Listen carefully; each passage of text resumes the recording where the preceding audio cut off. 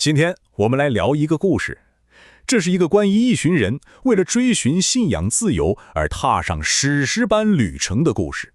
你看，他们的这段旅程啊，不单单是为了坚守自己内心的良知，它更是在一片全新的大陆上，为一个即将诞生的国家打下了最关键的精神基石。这句话可以说就是当时整个冲突的核心。在宗教改革之后的英国，这句话像一颗火种，点燃了一场非常深刻的对立。它其实就提出了一个最根本的问题，对吧？就是说，我们敬拜的准则到底应该是来自于神的话语呢，还是来自于人的传统？好，那么接下来我们就沿着这6个阶段一步一步的去探寻这段波澜壮阔的历史。我们会一起见证自由这个理念究竟是如何诞生，又是如何传承下来的。我们先来看看当时的情况。英国的宗教改革虽然是成功脱离了罗马的权威，但问题是很多过去的仪式和传统啊，其实还保留着。就是这个妥协，让整个王国都陷入了一种信仰上的巨大撕裂。所以你看，当时社会上就出现了2种完全对立的观点。一方呢，他们觉得保留这些仪式也没什么大不了的，甚至可以算是一种怀柔策略，能促进和解。但另一方，也就是我们后来知道的清教徒，他们可不这么想。对他们来说，这些仪式就是一种背叛，背叛了信仰的纯洁性。他们的想法很简单，既然我们好不容易才挣脱了过去的枷锁，那怎么能再带上任何一点过去的印记呢？你想想，当这种对信仰纯洁性的渴望和强大的国家权力撞在一起的时候，会发生什么？没错，一场猛烈的碰撞是不可避免的。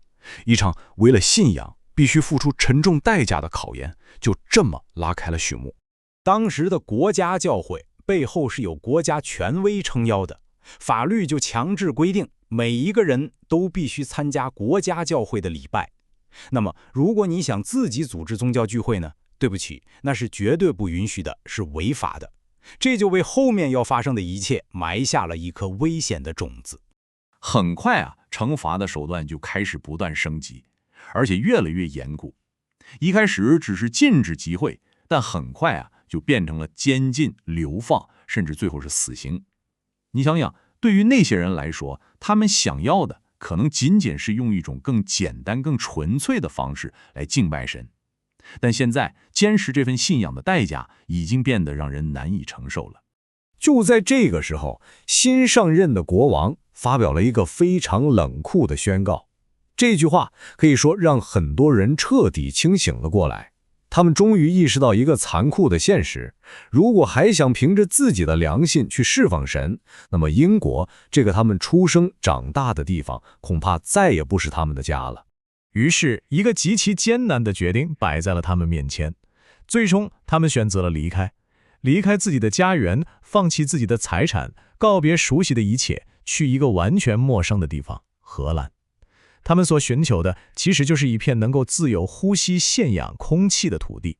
但是你可想想而知，流亡的生活哪有那么容易？在一个语言不通、风俗完全不同的地方，他们就像无根的浮萍。为了生存，他们必须从头学起，学习新的手艺。贫穷和艰辛几乎成了他们每天都要面对的现实。但即便是这样，也十方没有磨灭他们内心的那团火。这句话真的非常深刻地揭示了他们当时的精神状态。你看，他们把自己看作是世上的过客，是客旅。他们坚信自己真正的家乡在天上。正是这种超越了眼前困苦的信念，成了支撑他们在所有艰难中坚持下去的最根本的力量。就在这种流亡和艰苦的生活里，一个更大、更宏伟的信念开始在他们心里慢慢形成。他们越来越感觉到，神似乎在指引他们去一个地方，一个要跨过大洋的地方。在那片全新的大陆上，他们不仅能为自己找到自由，更重要的是能亲手建立一个以信仰自由为根基的全新社会。在他们即将启程，踏上前往新大陆的征途之前，他们的牧师说了这么一段临别赠言。这句话真的充满了力量和智慧。他其实是在提醒他们，真理是不断前进的，千万不要固步自封，要随时准备好去接受从神的话语当中发出的新的亮光。好，他们终于到达了新大陆，他们为自己确实是争取到了自由。但这个时候，一个非常关键的问题出现了。他们追求的到底仅仅是属于他们自己的自由，还是说是那种人人都能够享有的自由？你看，对信仰自由这个普世原则的真正理解，其实到这一刻才刚刚开始。就在这个时候，一个叫罗杰·威廉斯的人来到了殖民地。他的到来可以说是给这片土地带来了一种革命性的思想。他所看到的那个真理，远远超越了当时其他所有人的认知。那么，这个革命性的思想到底是什么呢？其实就是4个字儿：良心自由。罗杰·威廉斯提出来的观点，在当时看来非常大胆。他说，政府的权力是有边界的，政府可以去管理一个人的行为，惩罚犯罪，但是他绝对不能，也不应该去控制一个人的信仰。因为人和神之间的关系是高于一切世俗法律的，是任何权利都不能干涉的。可想而知，这种在当时看来太过超前的思想给他带来了什么呢？是严酷的后果。他被看作是一个危险人物，一个会颠覆政府根基的人。结果就是他被判处流放。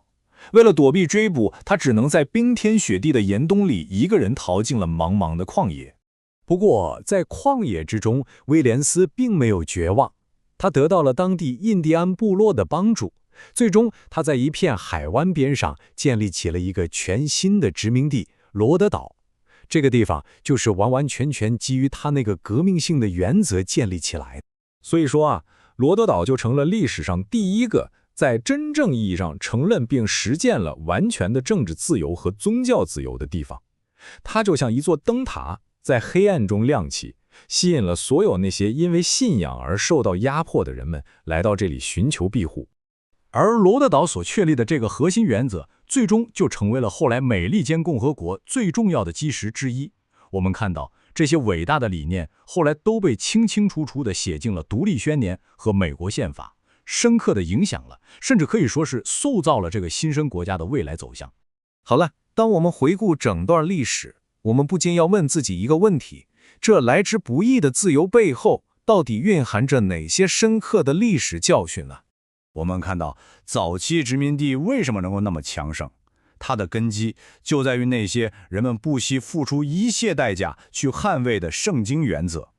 正是这些原则塑造了人们的品格，也成为了整个国家稳固的保证。这恰恰证明了一个以信仰为基础的社会，它所能产生的力量是多么巨大。但是，历史同样也给出了一个非常严厉的警告，那就是当教会不再完全依靠信仰自身的力量，而是反过来开始去寻求政府的支持，把信仰跟世俗的利益捆绑在一起的时候，腐化的种子就已经埋下了。你想想为什么会这样？因为一旦加入教会能带来世俗的好处，那很多人涌进来就不是出于真心了，对吧？最终的结果就是教会失去了它最宝贵的那种属灵上的纯洁性。最后这句话可以说是为我们留下了一个永恒的思考。教会和国家的联合，表面上看起来好像是让整个世界都归向了教会，但实际上呢，往往是让教会归向了世界。